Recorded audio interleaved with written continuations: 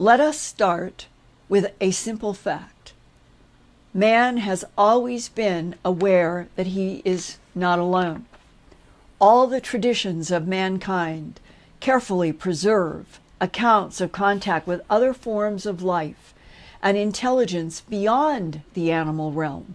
Even more significantly, they claim that we are surrounded with spiritual entities that can manifest physically in ways that we do not understand. And spiritual implies from another dimension. This whole issue that many things through history have been coming from other dimensions into this one without humans understanding. And one of those ways discussed more and more now in the 21st century are interactions with other dimensions. Real other dimensions where frequencies are different from this universe's dimension. Hypothetically, other dimensions have advanced intelligences like this universe who know how to move in and out of different frequencies. So that would mean they can pop into this matter world and pop back out, sometimes taking material objects with them that disappear from our reality. And sometimes those jumps between dimensions might include odd jumps in timelines.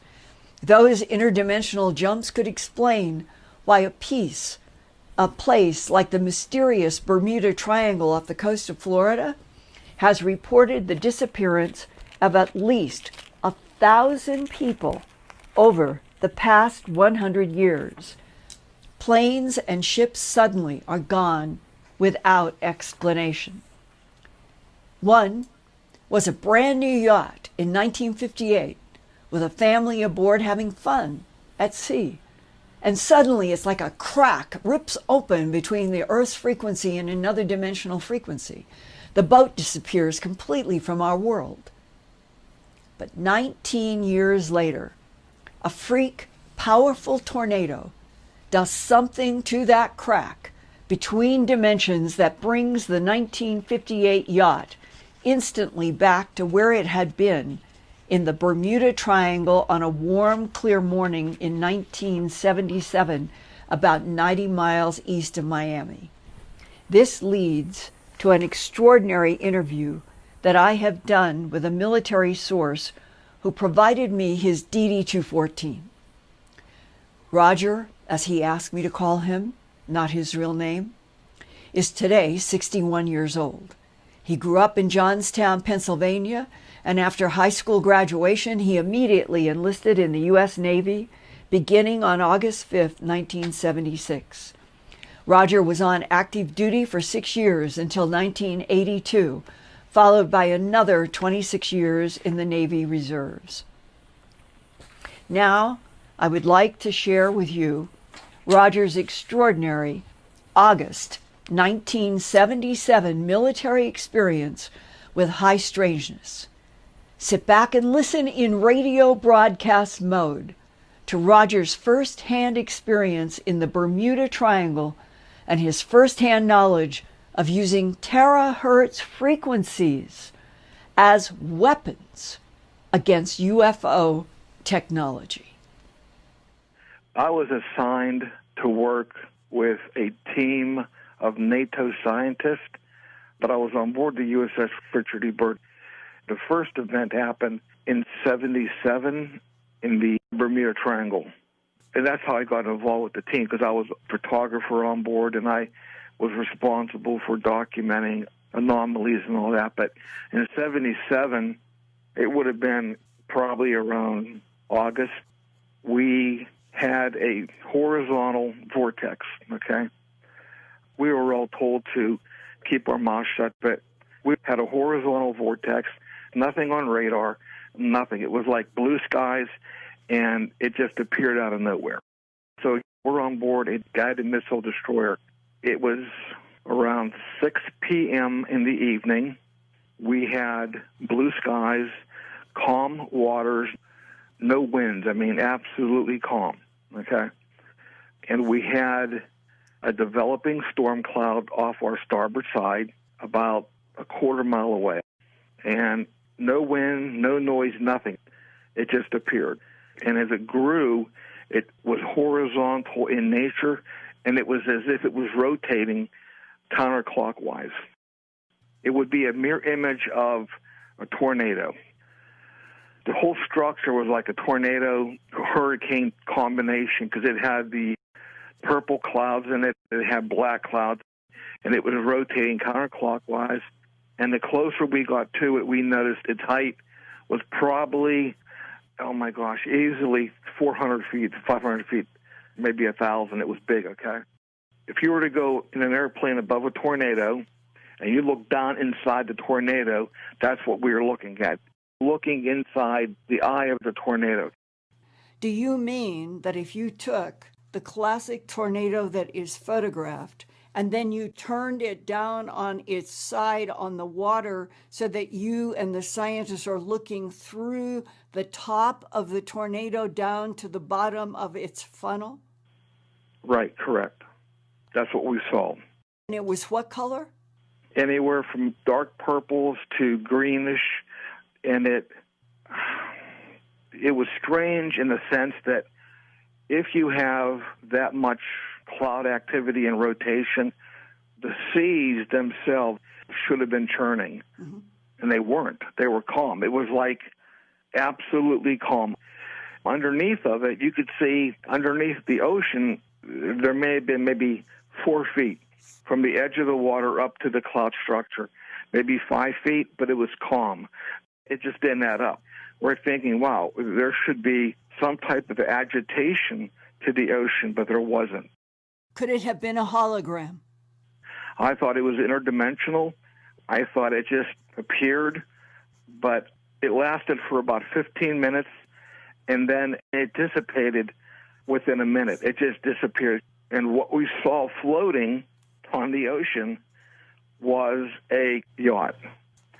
The boat was launched December 8th, 1958, from Fort Lauderdale. We know this because there was a logbook. We boarded the brand new yacht, about a 35-foot yacht. When we boarded it, I went down below. There was a galley there. There was a table, and on the table there was breakfast food, and the breakfast food was not moldy, but it was cold. But it was odd because there was scrambled eggs, a cup of coffee, there was milk in a container, and I looked and there was no mold at all. Where are the people on board the yacht, right? There were no people. There was nothing, just the food. In the logbook we discovered, it said that a doctor and his wife in 1958 set sail with their 2 daughters from Fort Lauderdale. He described a beautiful day. Day 2 in the morning, he woke up. He says, a beautiful morning. Paragraph 2, the wife is making breakfast. Paragraph 3 said, there is a storm forming on the horizon.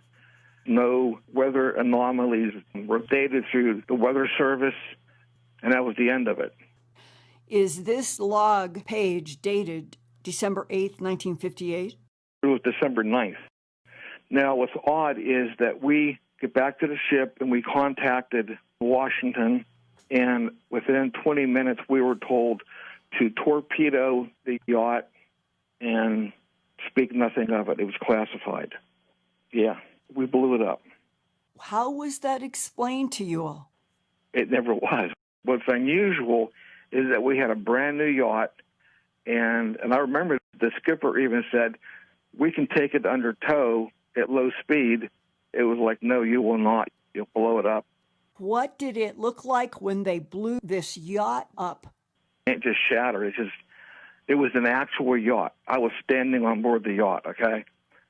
So wherever it was, and however it came back here, I don't have an answer, okay? All I know is while in the Triangle for a period of 4 years off and on, I have seen numerous occasions, everything from the lights coming out of the water to everything you hear people talking about, it's true, okay? And we were always told it's confidential, it's the Russian technology. They're lying, this is an absolute lie. Yeah. But we did our job and we kept our mouth shut. we had on board the ship, we were given experimental devices, and that they were going to be used in anti-submarine warfare. And I know that a lot of times we were told that if you encounter any abnormality, light, whatever, turn the device on and aim it in their direction and document what happened.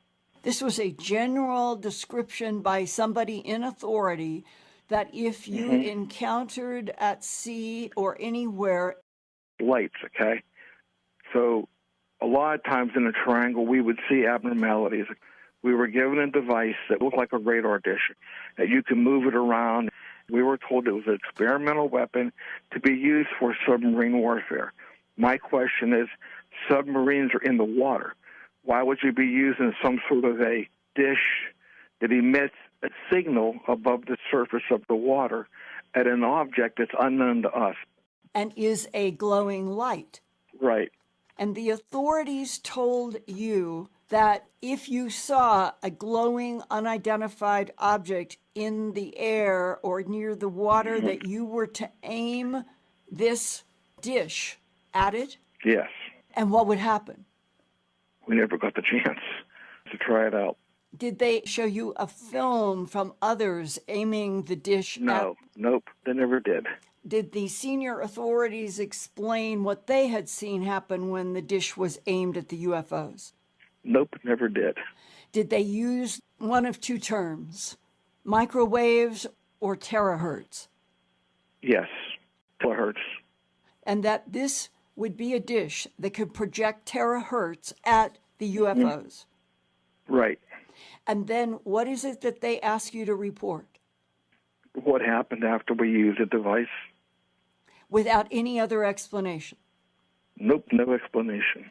Did you ever hear from anybody anywhere that had aimed the dish at a UFO that had terahertz frequencies emitted from the dish, and what happened? They crashed. Okay, who told you and what did they say? Well, a friend of mine who works on the team that I was with had a situation, and it was basically landlocked. It would have been out somewhere in Nevada. I don't know where, but they had the same device, and they had gotten reports to go to this mountain, and they did. And he said that they used a device that an anomaly came in, and it hovered, and they used it, and it came down. And also, I know that, I can't tell you for sure, but again, we know that during World War II, they were already building devices to counteract these UFOs and to communicate with them. And that knowledge, after the war, went to two countries, America and Russia. So we know that we continue to either communicate and work with these grays and or whatever. Because remember, and you've seen it, the military has a book we put out that will identify 51 different types of unknowns.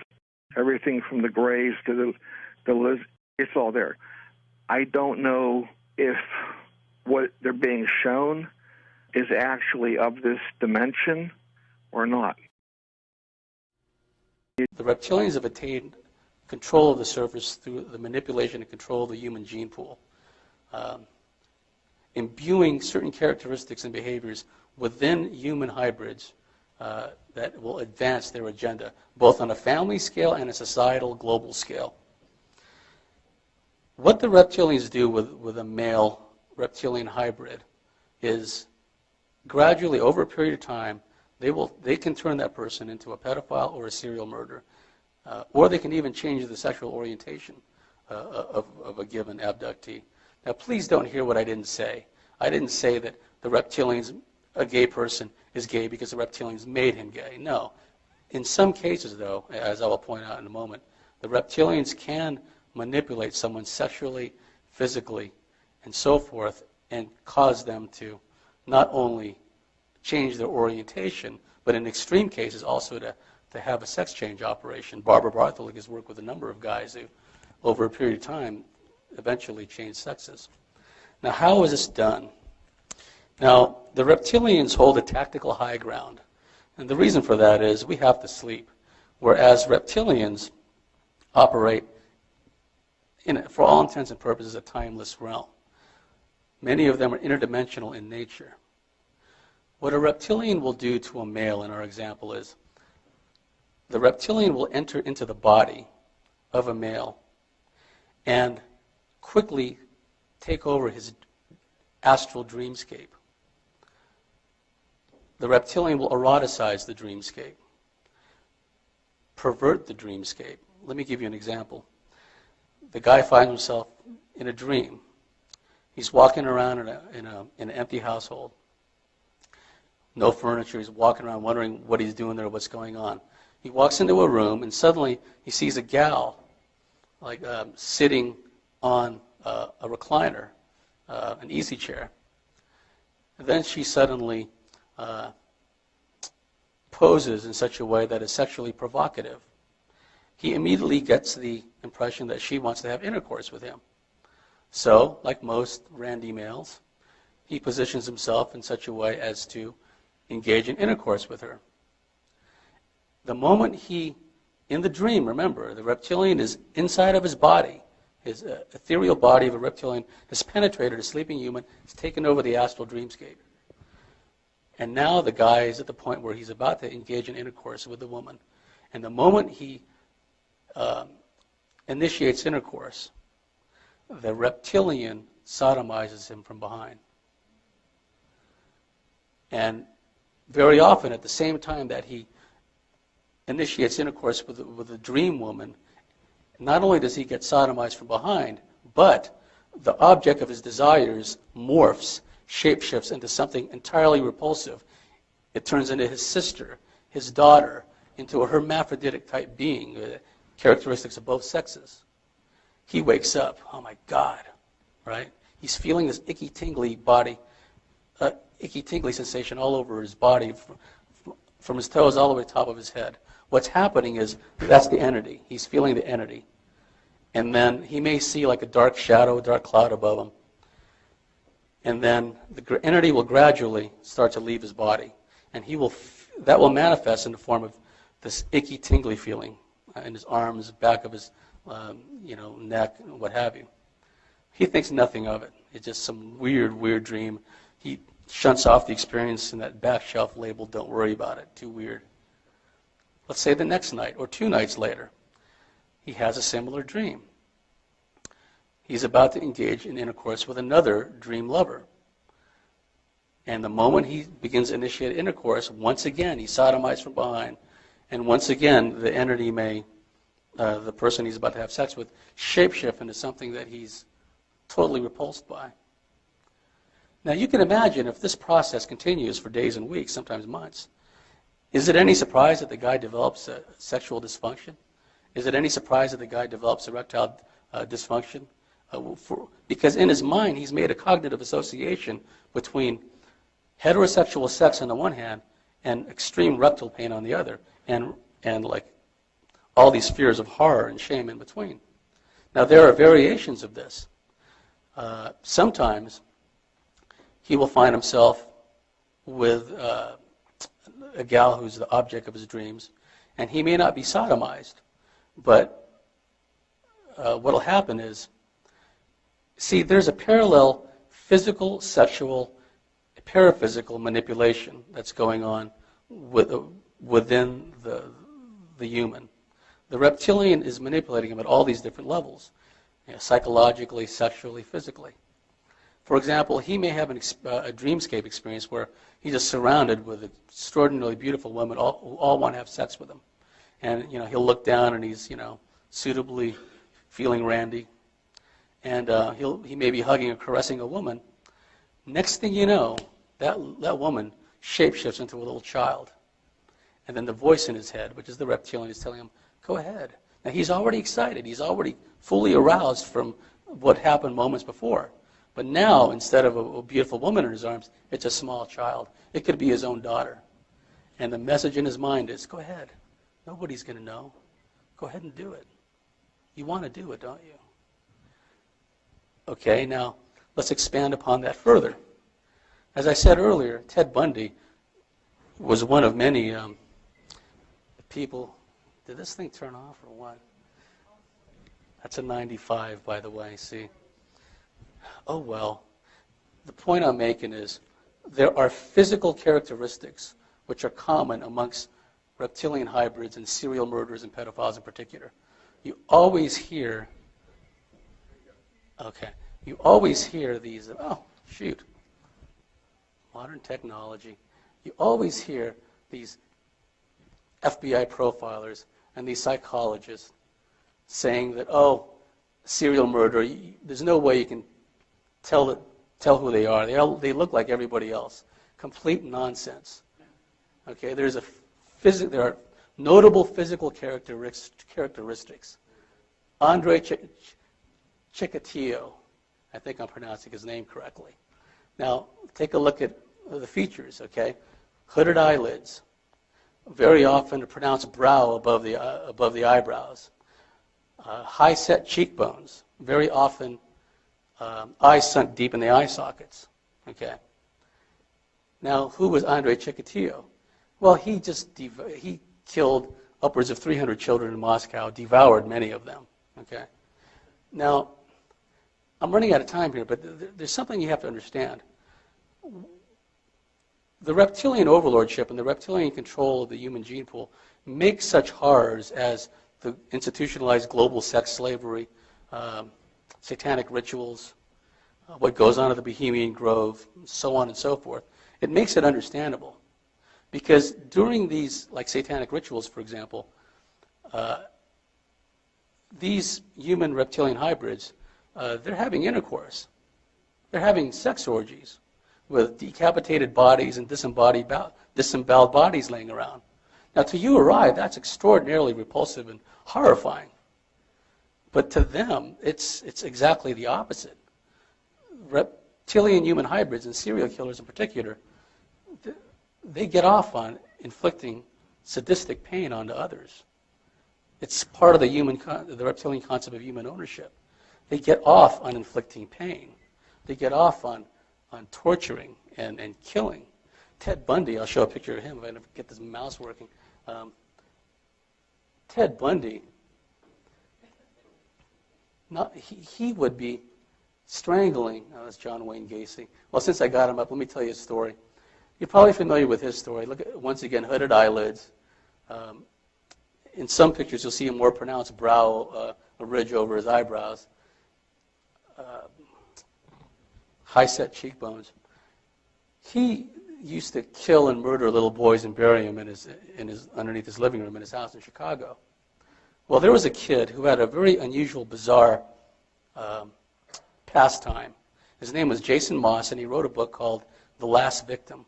And Jason Moss used to become pen pals with serial killers like John Wayne Gacy and Richard Ramirez and Jeffrey Dahmer.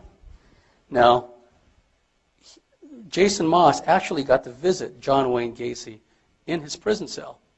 Now, keep in mind that that was probably the first time John Wayne Gacy had been alone with a young boy, a teenager, since he was doing all the murders. Up to that point in prison, Gacy was the only male contact he had was with his lawyer, prison guards, what have you. Well, anyway, Jason Moss, that stupid kid, goes and sees him in the prison cell. The moment he was alone with John Wayne Gacy, Gacy switched, and he started approaching Jason Moss and said, "I'm going to bend you over, F you in your ass, and your blood's going to just leak all over the place," right? And he began reaching down, fondling himself. John Wayne Gacy was fondling himself. Guess what? Nothing, because he's dysfunctional. He's impotent. So some of the things that I mentioned earlier, some of the dynamics involved, were perfectly exemplified in his case, where the first time he'd ever been around a young boy since all his murders, he switches. And you have to understand also that these reptilian human hybrids, they equate sexual gratification with inflicting pain and torture on others. It's all intermeshed with them, okay? And the psychologists bend over backwards to say, oh, it's just a psychological aberration, it's just a psychological disorder. No, there's a genetic basis for it. And some FBI profilers are starting to catch on to that. Okay, Richard Ramirez, high-set cheekbones, eye-set deep in the eye sockets. He was hailing and farewelling Satan before he went off to Disneyland, if you remembered what happened to him in court. Jason Moss was a pen pal of his. Now, I mentioned earlier these astral rapetoids, serial rapetoids. What they can do is they can get to know you just on the internet. They can exchange an email or two with you, but by so doing, they forge the psychic link with you, and they can immediately start coming into your dreamscape, rape you, sodomize you, just terrify you in various and sundry ways. Well, Jason Moss was writing him letters, thereby forging that psychic bond. Pretty soon, he started coming into Jason Moss's dreamscape, bending him over, trying to strangle him. I think he probably tried to do more than that. But it just shows you that what I've described has been independently described by others. Okay? He has that ability to astrally leave his body and try to assault somebody who he's only been in pen pal contact with.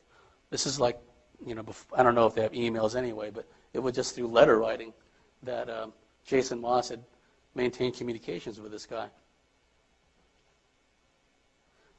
Personally, I'd say get a life. It's this crazy, crazy hobby. Ted Bundy. Okay, here's a good picture. Pronounced brow over his eyebrows, high set cheekbones. He used to, like many serial murderers, either into ligature, strangling, or they're into blunt force trauma to the skull. He was both of these. He'd like to try to have intercourse with his victims and strangle them and watch the life go out of their eyes. That turned him on. The moment of them dying while he was trying to have intercourse with them. He would actually come back to the dump sites where the bodies were months or years later and sexually gratify himself over the decomposed skull or the skulls of his victims. Okay? Again, it's inhuman. It's just appalling. That's precisely my point. It's inhuman. To describe his behavior merely as some kind of psychological aberration or disorder is way off the mark. Well, I'm running out of time here. How much time do I got? 7 minutes. Well, I'm supposed to leave you with a feel-good thing at the end so you don't leave here with indigestion. So, I never got around to talking about my lab. Shoot. Well, if you want to talk to me out there sometime before I leave, feel free to talk to me because I have a lot of information about military abductees. In short, they are used as multitask platforms by the deep black elements of the military. Because many of them are hybrids themselves, reptilian hybrids, but also, the Greys and the Mantis beings and other ET races have been tampering with the genetics of all these people. They've developed these innate abilities. Sometimes they don't even know they have these abilities. And one quick thing about hosting is a person isn't necessarily hosted by a reptilian. The Mantis beings, the Greys, can also host people. Sometimes a troll-like looking demon entity can host people. So it varies. And not